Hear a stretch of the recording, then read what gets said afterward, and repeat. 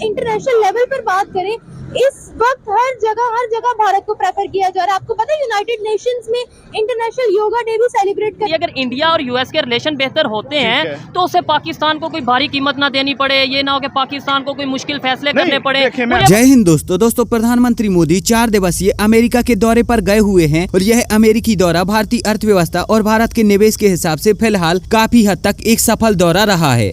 India के और US की रिलेशनिंग बेहतर होगी, डेफिनेटली उनकी मार्केट में ट्रेडिंग बेहतर होगी। जब उनकी ट्रेडिंग बेहतर होगी तो डेफिनेटली आपकी जो मईशत है, आपकी इकोनॉमी है, वो बैठ जाएगी। तो इसका हल ये है कि हम कहेंगे रिलेशन ना बेहतर करो, कि हल ये है कि हम कहें कि हम अपने आप को बेहतर तो कह ही नहीं रहे।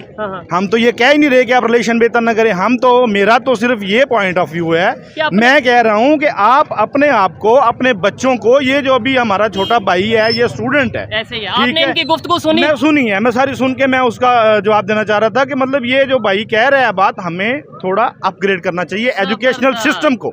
एक चीज, दूसरी चीज, अगर कोई मत देखें, मतलब वो भाई ने बात की कि वो जर्मनी लैंग्वेज सीख रहा है, वो फ्रांसीसी लैंग्वेज सीख रहा है, वो इटालियन सीख रहा है, ऐसा इशू नहीं है। इशू भाई ये है कि हमें देखना चाहिए कि हमारा एक बच्चा है, वो जाना चाहता है, फॉर एग्जांपल वो बिजनेस में आना चाहता है, हम उसको जस्ट थ्योरी पढ़ा रहे हैं, हम प्रैक्टिकल नहीं दे रहे उसको। जब तक हम किसी को प्रैक्टिकल अपने बच्चों को नहीं देंगे, डेफिनेटली ये बेहतर नहीं होगा, ये चेंज नहीं होगा। रिलेशन कैसे बेहतर कर पाएंगे, अपने फॉरेन पॉलिसीज कैसे बेहतर कर पाएंगे? हम तो यूएस दूर की बात है, हम तो अपने नेबर अफगानिस्तान, ईरान के साथ नहीं रिलेशन बेहतर कर पाएंगे। ये आपका क्वेश्चन बड़ा वैलिड है। इसके लिए हमें अपने लोगों को, वो लोग जो इस अहल हैं, उन्हें चूज करके हमें अपनी पार्लियामेंट में भेजना पड़ेगा। तो ये भाई ने कह दिया कि भाई नस्ल दर नस्ल जो आ रहे हैं, अगर नवाज शरीफ है तो उनके आगे हम ब्रेक करेगा। उसको कौन ब्रेक करेगा? कौन ब्रेक करेगा? उसको ब्रेक कौन करेगा? ये करेंगे।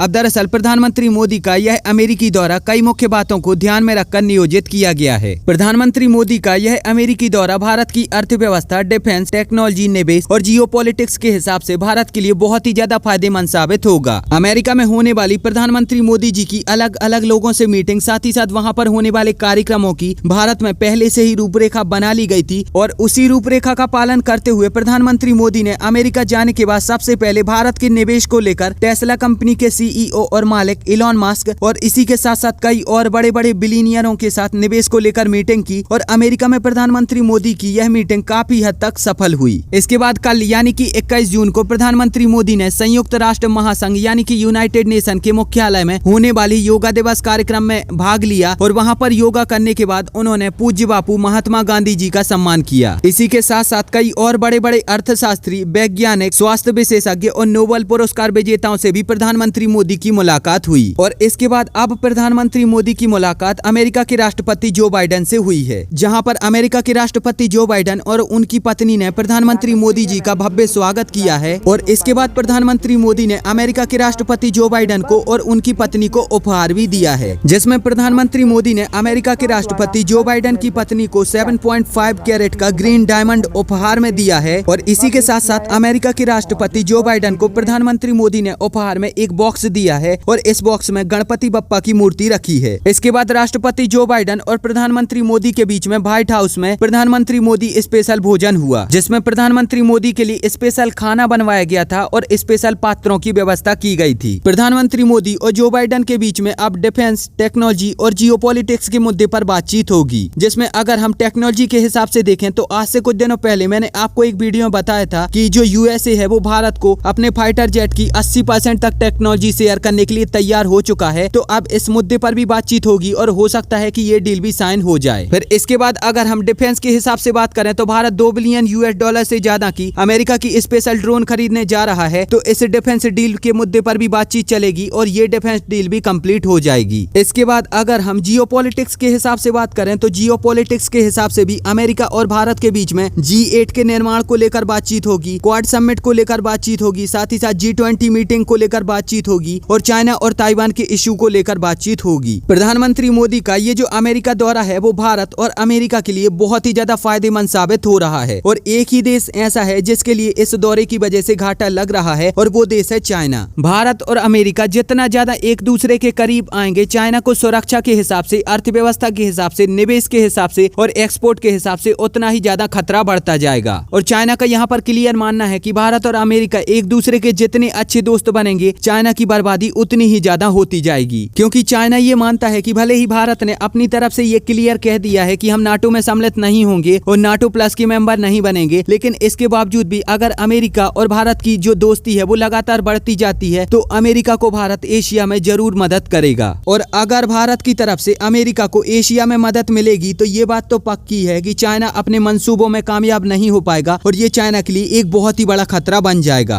अब यहाँ पर ये बात तो आप क्लियर समझ चुके हो कि डिफेंस के हिसाब से यहाँ पर चाइना को क्या क्या घाटा लगेगा और चाइना अपने कौन कौन से मंसूबों में कामयाब नहीं हो पाएगा, और ये भी चाइना के लिए एक बहुत ही बड़ा घाटा ही है। लेकिन आने वाली वीडियो में मैं आपको बताऊंगा कि अमेरिका और भारत के बढ़ते हुए संबंध की वजह से चाइना को अर्थव्यवस्था के हिसाब से, एक्सपोर्ट के हिसाब से और निवेश के हिसाब से क्या क्या घाटा लगेगा।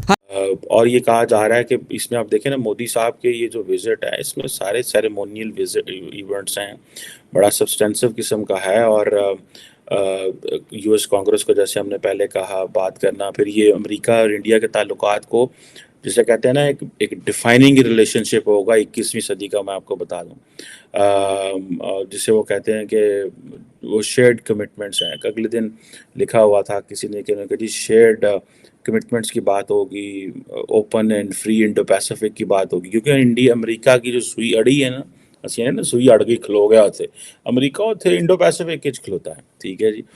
लेकिन अदर देन दैट उसका जो भी है उसका एक लार्जर एडवांटेज तो इंडिया को है।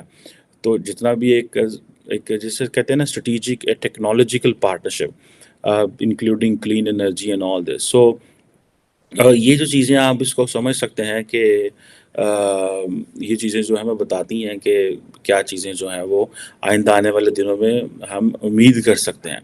जितना जितना यूएस चाइना कंपटीशन बढ़ता जा रहा है, एक ही मुल्क है वो कहते हैं there is only one democracy in that region, that is left and that is sizable democracy.